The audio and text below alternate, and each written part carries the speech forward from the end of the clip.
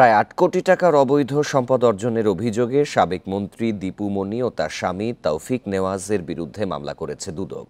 সোমবার দুপুরে রাজধানীর সেগুনবাগিচায় দুদক কার্যালয়ে কথা জানান সংস্থাটির মহাপরিচালক মোহাম্মদ আক্তার হোসেন। অভিযোগ রয়েছে, ক্ষমতার অপব্যবহার করে প্রায় ৬ কোটি টাকার অবৈধ সম্পদ অর্জন করেছেন দীপু মনি। এছাড়া বিভিন্ন ব্যাংকের ২৮টি হিসাবে প্রায় ৬০ কোটি টাকা সন্দেহজনক লেনদেন করেছেন। আরেক মামলায় তার স্বামী তৌফিক নেওয়াজের সঙ্গে দীপু মনিকেও আসামি করা হয়েছে। তাদের বিরুদ্ধে ক্ষমতার অপব্যবহার, ঘুষ ও দুর্নীতির মাধ্যমে পরস্পর যোগসাজশে প্রায় ২ কোটি টাকার অবৈধ আয়ের সন্ধান পেয়েছে দুদক।